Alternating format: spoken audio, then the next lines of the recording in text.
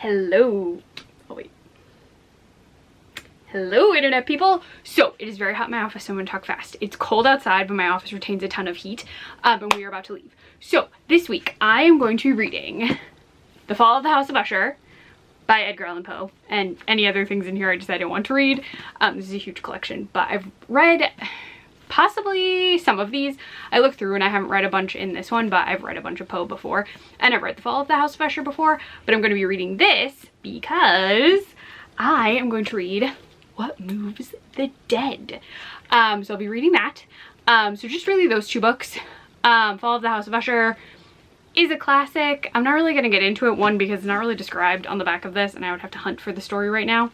But What Moves the Dead is a retelling that goes like this. I'm going to say it really fast. When Alex Easton, a retired soldier, receives word that their childhood friend Madeline Usher is dying, they race to the ancestral home of the Ushers in the remote countryside of Ruritania.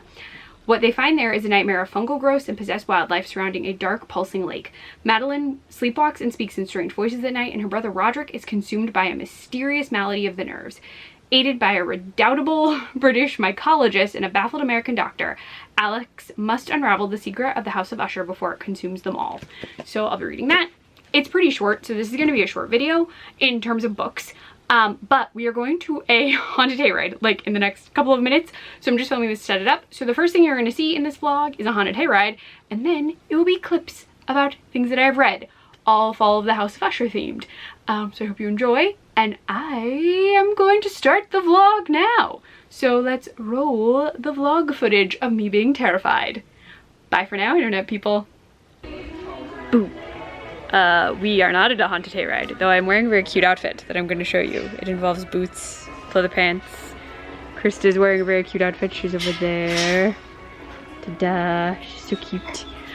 We were supposed to go to the Haunted Hayride, and it's closed due to rain, even though it's not raining anymore. So we're gonna try tomorrow, and hopefully it's supposed to rain even more tomorrow, so hopefully it stops. But I need to focus and look at drawer pulls. Ta-da!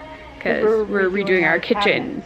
We're doing everything in the kitchen, but we have to pick the drawer pulls. So that's what we're doing. And then we're going to Applebee's so I can try the spooky drinks because I want to do that. And we were already out, so I thought, why not? Yes, but Krista is very focused, doing all the things. She looks so cute in her outfit.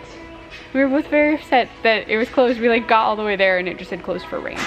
So dang it. Intro me was wrong. You don't get to see a Haunted Hayride first. You get to see a home improvement store. And then maybe drinks at Applebee's if I show you. What do they think of this? Ooh, let me show you the drawer pull. Alright. What are your thoughts on this drawer pull right here? Thoughts? Opinions? Let us know.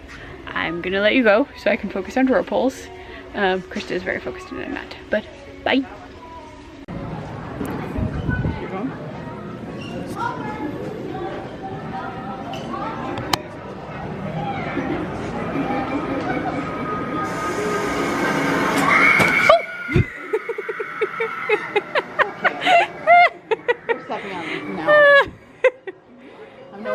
I forgot that one went up. I thought she went out. I thought she went up.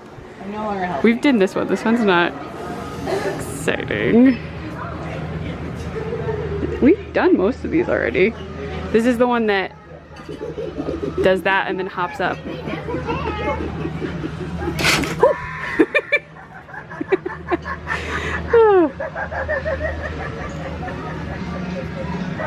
What he does is pick up his head. If I can activate them, maybe my feet don't work.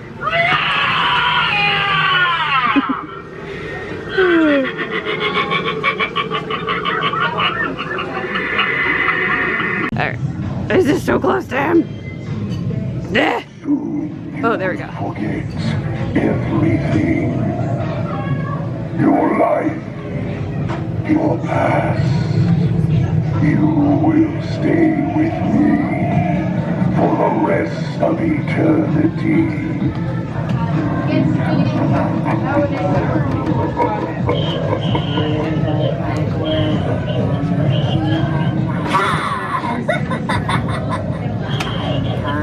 For you to give You are bright. Da, da, da, da, da, da, da, da. This looks like baby zombie Elvis. These are so goofy. So strange. Ready? Yeah. Don't move out of frame. You moved out of frame. Oh, her neck unbraids. That's fun. Mine does that in the morning too. That's not impressive.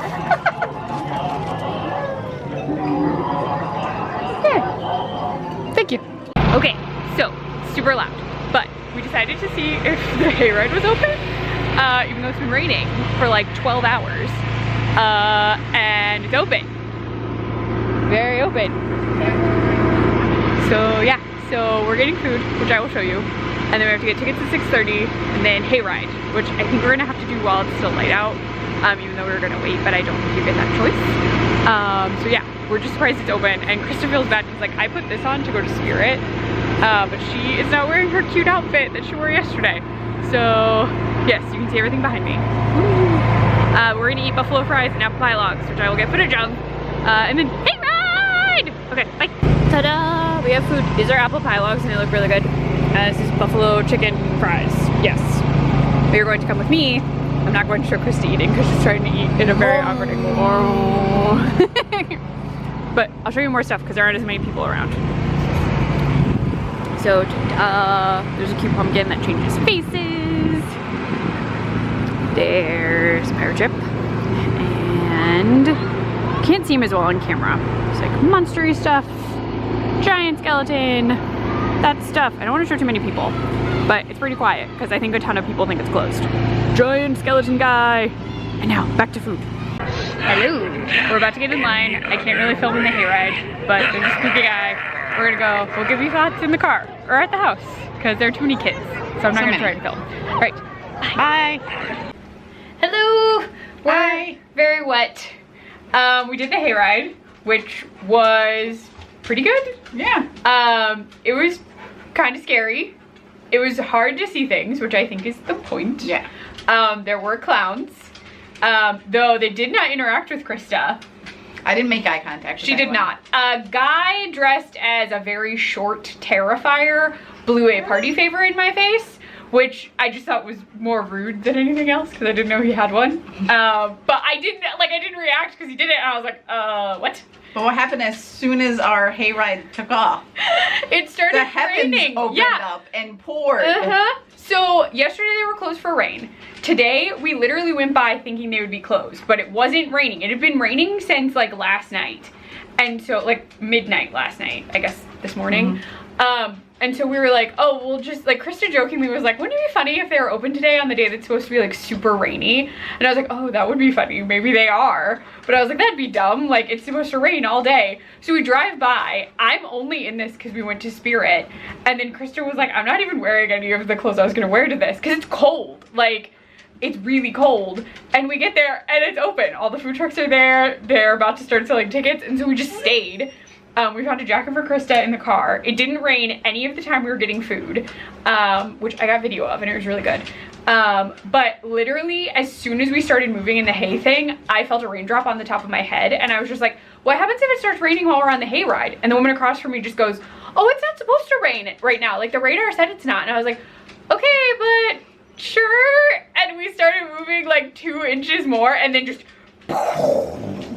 rain. The answer to that is they don't change anything. No. You just keep going. You keep going, though we think... They even loaded the wagon, our wagon yeah. once we unloaded, so. But I do think that the more it rains, they can't let the actors get on. So like they let them walk the row in the hay thing. Hay, it's not even, I don't know what to call it, hay trailer? There you go.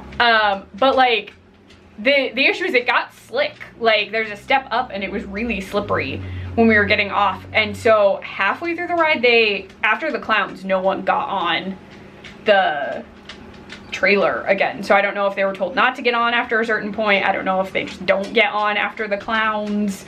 I don't know, but it's fun. We had a fun time. The food was very good. It was pretty spooky. I think Jean-Claude. oh, I'll bring it over to the pups. They're waiting for us to take them out. Can you see them? I can't tell if you can see her. There you go. Hello. They're right there. They say hello. Oh gosh, the angle is awful. They're there. Okay, but we are gonna go. We gotta take them out. We're gonna get changed. I'm so damp. But no, it was fun. I just really think that they wanted to run it tonight because they didn't make any money last night. But the issue is they should have run it last night because it didn't rain after 6 o'clock last night. It really didn't, so they could have run it. But it's fine. We had a fun time. They also had like licensed characters, which was surprising because I already mentioned one. He is technically, I don't know when this is coming out, Struckwork product, but that's what he was wearing. But a lot of it was just like, which is zombies, clowns, just a lot of guys in clown masks. Jason, cannibals. Yeah, they were cannibals, like pig head cannibals, which I'm sure is from something that I'm not thinking of. Guys with things wrapped around their faces. Yeah, just a lot of spooky stuff. But yeah, so we're gonna go because it is cold and damp. But I will talk to you later. Bye! Hello from the bedroom. Krista is watching football. I just made for lunch a chicken piccata, which if I had better skills, I would like insert a picture. But I made chicken piccata. It looks like sort of fried chicken in like a white gravy sauce with capers, and we have potatoes under it. It's sort of like a lemon roux. I don't know if that makes sense to a lot of folks, but like there's flour, butter, traces of oil. It's a very interesting recipe that we found, but it wasn't too bad. And then I bought wine because you cook with wine in it. I bought wine that we'd had before that probably didn't fit the recipe, but it was a white wine that we like. So we drank a little with lunch because we're not going anywhere today and it's a football day. But after I cooked, I did not read this whole book. I'll probably read a little more of it over the course of the week just because there's some stories in here that I haven't read in a while. But I did read The Fall of the House of Usher, which is key because I needed to read The Fall of the House of Usher before I read What Moves the Dead. So if you haven't read The Fall of the House of Usher, I know some people had to read it as mandatory reading in like high school. I know specifically I had to read it at a certain point. We did like a whole class discussion about it. And I remember this because I'm pretty sure when we read it, some of the discussion turned into Broderick and Madeline not only being twins, but also possibly lovers, which is creepy, but does stem from the fact that they say like the line just sort of like goes father to son, father to son, father to son, which kind of makes it sound like there are no outside people brought in to birth next generations of ushers.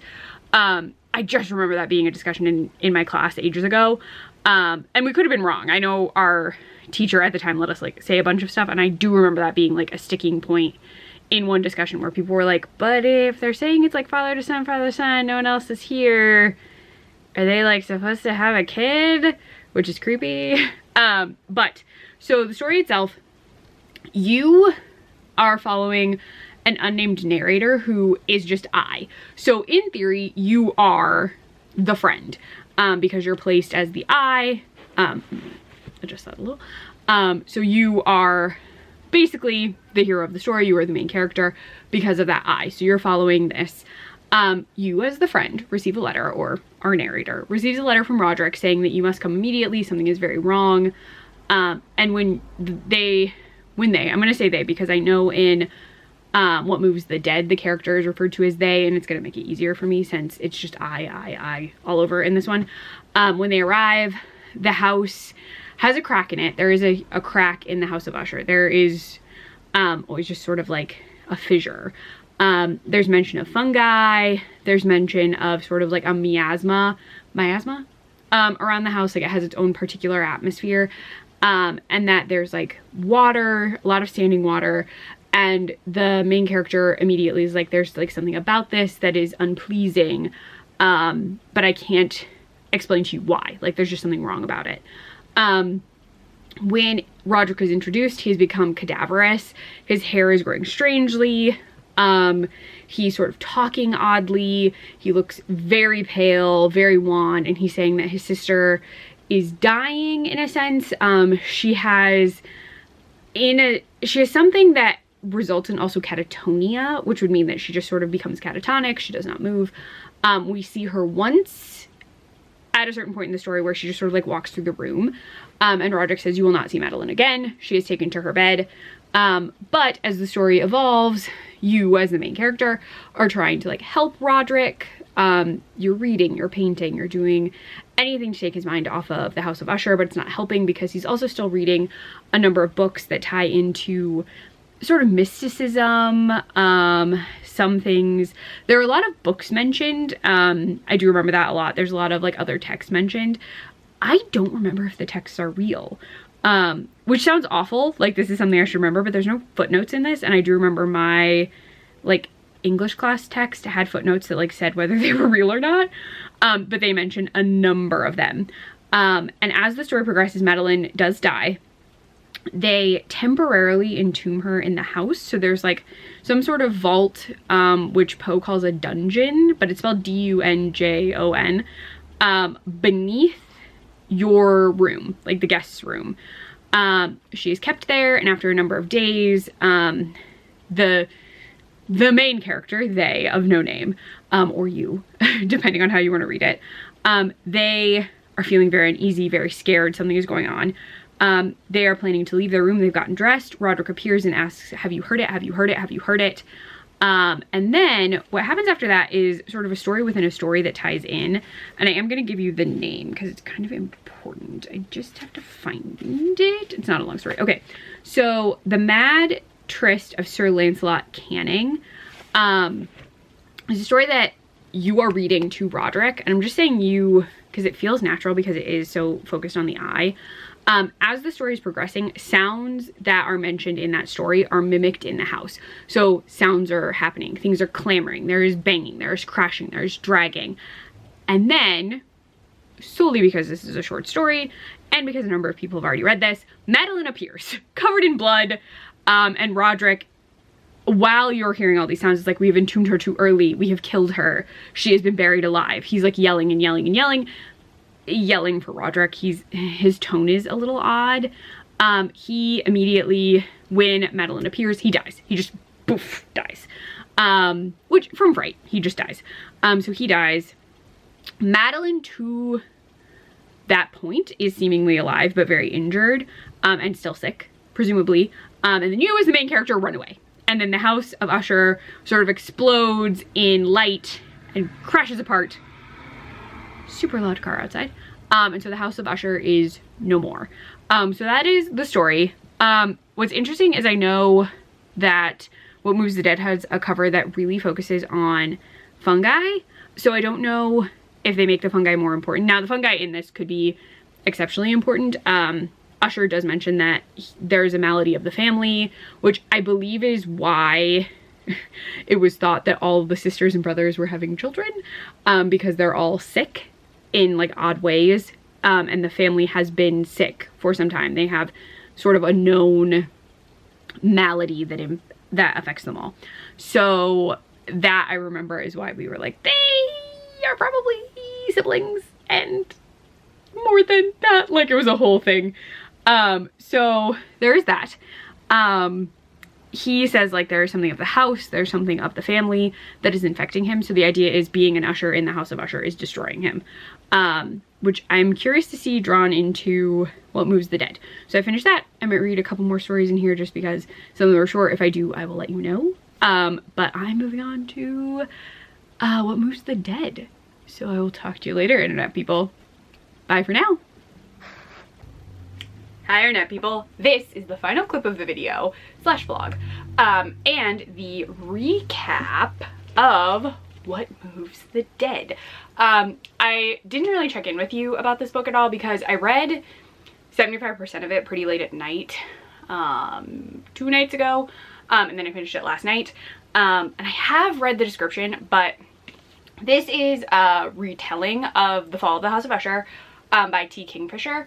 And in this one, Madeline writes the letter that gets the lieutenant, Alex Easton, that gets you in the other story to the House of Usher. But what's interesting is there are more characters in this. So in the original one, there's like a steward, Roderick, Madeline, and then the character who doesn't have a name, who is just like, I went to, you are here, blah, blah, blah. That guy. Person. It's a person because you don't know in that one. You are basically the person. So there's really only like 3 core characters in this one. In the original, in this one, there's Alex Easton, who I'm going to say this now because I'm going to use them. Alex Easton's character is from Galatia, which is a real place, but I'm not sure 100% because I did not look this up if the pronouns mentioned are all actually Galatian pronouns or if some of them are created for the story. I should research that, and I didn't. I read the author's note thinking it might be in there, but it wasn't. So Alex Easton is a sworn soldier, and because of this title from Galatia, the pronouns that you use for anyone who has been a sworn soldier, unless changes are made, is Ka-Kan, K-A-K-A-N. So Ka is at the House of Usher. And that is how that goes. Now, occasionally, Easton is referred to as like he or sir. No one, I believe, uses she, but it does happen. So sworn soldiers are people in Galatia who have chosen to join the army. And when you join the army, because of how their pronouns work, you take on these new pronouns. You become Ka-Kan instead of whatever you were using before. And you can keep those forever. You can change them when you stop your service. And Alex Easton has kept them. Alex is Ka-Kan. And this makes sense throughout the story. And they're not used very often. They're just explained to you. You do learn that Alex is binding Khan's breasts, and does have someone called a Batman. That is not like fighting crime. It's a person that's sort of like your assistant. They help you get dressed, they train you, they do a lot of things. His name is Angus, and he's a delight. But he is Alex's Batman. He arrives. There's a physician named Denton, who is an American, and it's funny because we get a lot of like Americans from Alex. But we do learn the following. So Alex has bound their breasts, Khan's breasts, and will forever be using Ka-Kan. There are Ka-Kans who are no longer that, but Alex is always Ka-Kan. Angus doesn't use those even. Angus frequently says like youngin, or when very upset says y'all, which is funny. But that's what it is. I'm just gonna say Alex mostly. Ka-Kan was easy to adjust to in the story. My brain kind of superimposed it as they, them, which is making it a little difficult for me to say Ka-Kan now. We also learn that in Galatia, va, van is the set of pronouns you use for children, because children do not have a gendered agency yet. You don't get those till later. So Madeline will use va, van later in the story, and does use it when we're counting tales of childhood with Alex. So just giving you all of that. But Alex is here to see Madeline because Madeline said something was horribly wrong with her. And then you learn that Roderick wrote to Denton because he said Madeline has been, she's had this catalepsy, but she's been dealing with it, and then she at some point drowned. And he says that she drowned for too long. I don't understand how she's alive, in essence. So Madeline is doing what Madeline does in her very brief appearance in the original. She's wandering the house. But we also get that Roderick, Madeline, and Alex were all friends. They spent time together in Galatia because their mother removed them from the house as soon as they were born, basically, to get them away. But they wound up coming back. The house is as it is in Poe's for the most part. It is dilapidated. There is weird mold and fungus and grossness, and I would have an allergic reaction as soon as I walked in the doors. I'd never be able to be there. Wouldn't matter if Madeline was my dear friend. I'd be like, oh, gotta go, bye Madeline, I hope you're fine. Although, admittedly, I'm super allergic to mold. My parents used to use me when we were house hunting to determine if basements had previously been flooded, because I would immediately get like a headache. I would feel awful. I feel like I'd walk into the House of Usher and like up to Madeline, and my lungs would just seize up, and I'd be like, you're full of mold! Because that's what it is. Madeline is ill, and you don't know why, but it is the house in some capacity. Also throughout, Alex is on the Tarn? The Tarn is the water, but there's an area around it. The Tarn has been glowing and doing odd things, and Alex is like, this is so strange.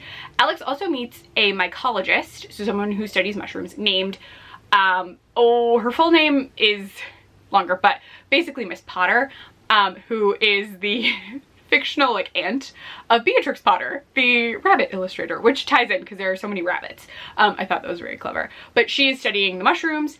She's a delight because she always refers to Alex as Lieutenant, because she is a prim and proper stiff upper lip English woman. So that's how they are friends, and Angus becomes friends with Miss Potter. It's delightful. But there are these odd rabbits who are behaving very strangely. Apparently they always behave strangely around the House of Usher. They sort of like forget that they're rabbits, so they'll like sit and they'll like cock their heads and they won't run away from people. And at one point Alex shoots one and it like continues being a rabbit even though it doesn't have half of its head, which is horrifying. So the rabbits like can't really walk correctly. They sort of act like they don't remember how to be a thing. There are also moments where Madeline is sleepwalking. Alex finds her and she's also behaving kind of the same way. Like she's walking very oddly. She's like talking funny. She sort of talks as though it's almost like she's very, very drunk, or like she's had a stroke, where she like can't say things. So she'll say like 1, 2, like she's trying to count and it's odd, like it's written oddly. And then he says that she smiles, but it's wrong. Like her eyes are completely flat. And in my brain, this seemed horrifying because I was like, oh God, like her eyes are completely flat. And then it said she was smiling like it was sort of like drawn up. So I was imagining, and I'm gonna do it and this might look horrifying, but it was like that kind of, which is horrifying in this woman who is very, very frail, almost blue in how white she is. And she has all these little white hairs on her that come off when Alex grabs her arm. Now this gets into the study of mycology, where they're actually some sort of mold spore that's like coming out of her. I can't really explain it well. I read it. I understood it, but the issue is I can't retain it. All I know is I'm probably allergic to it. So Mrs. Potter is like helping, Mrs. Potter is helping them try and understand, and it's determined after the very gross vivisection of a rabbit that the mold is doing something to people. And now everyone is worried that it's in them. They don't understand how the mold is there. And I'm not going to reveal the ending because this is such a short book. It's only 158 pages. It is a wonderful retelling of the House of Usher, and I would actually suggest this over the original. You have to read the original first, but the original is like 20 pages, if that, in the version that I have. So literally, it would be really cool if they'd been able to release like The Fall of the House of Usher as like extra material, either like a prologue or like in the back as like a read this sort of, not really a prologue, but like read this before you read the story. You don't need to, it's all fully explained, but I just thought it was a cool way of seeing like how Kingfisher took the story and like ran with it, because I do really, really enjoy this version. There are more characters, there's more going on. So this was wonderful. I really, really like this. It is super creepy. The Tarn is creepy. Everything around the House of Usher is creepy. But it was very, very good. And you don't have to worry. The pronouns are explained to you. Alex gives you a full history of Galatia and how it works. So you're totally, it won't be any issue. So it is really good. I did love that Alex is also Ka Khan. It was really cool. I've never read a story where the main character just has pronouns that everyone understands who've been to Galatia. Denton doesn't really get it. Miss Potter just refuses to use them, but she wants to be very proper and make sure that she's using the military standing that Alex holds. So the story is really, really good and really, really creepy. You could even read it in one sitting. I was tired and I couldn't do it. I am getting over being sick. So it's a little fun. Nothing bad. I have a sinus infection, so it's going away, but it means that I get tired. But this was very, very good. I really, really liked it. I highly recommend it. And still, I mean, I would say read The Fall of the House of Usher first. I do think it's fun to have read it and then go into this, because you see how Kingfisher like expanded the story in a way that is really beneficial to just the House of Usher. Pose is a short story. Like, this is almost a novella. So again, not a super long book, but his is very, very short. And you don't really get a lot. Like, you just kind of get like, this is Roderick, this is Madeline, who you will never see again. Even though you kind of do, but you don't really. And you as the main character in the original, don't even have a name. Like, you're not a person. You're just a voyeur. There's a word for it. Voyeur is not the right one. You are the reader, for all intents and purposes. So there's no story for you because it's just supposed to be you or at the House of Usher. Oh, also in Kingfisher's book, Hob the horse is wonderful. I love him. He's cute. But anyway, those are the 2 books. I hope this was helpful. I know I like gave you all the details on the Fall of the House of Usher, like the whole book. Short story, really. I just told you how that whole thing goes, but I'm not telling you how the Kingfisher one ends because there are surprises. So I'm leaving it and you have to read it. Just go read it. It's a great Halloween read. It is creepy. It's full of gross mushrooms. And it's a delight. Like, you should just do it. But that is everything. I didn't really read any more of Poe. I'm probably just gonna keep it on my nightstand and like read it sporadically throughout the month, just because there are some in here that I haven't read in a while, like The Mask of the Red Death, The Telltale Heart. I think The Black Cat is in here. This one has more of his sci-fi in it, which is interesting. It was just the Signet classic. But anyway, I'm going to let you go, and hopefully you will read The Fall of the House of Usher / What Moves the Dead. If you like this video, keep an eye out because we did Haunted Hayride things as a surprise because we didn't think it was going to happen. We went to Lowe's, we did some home improvement things, and we read some eerie books. But I will have more coming before the month is over. I don't know if I've decided what else I'm doing, but there will be things. There will be lots of things. So keep your eye out for more eerie, creepy reads before the end of October. Alright, you can find me on Instagram at CliffNotes. If you like this, give it a like. You can subscribe for more vlog things, little videos, and I think that's all. Bye, internet people.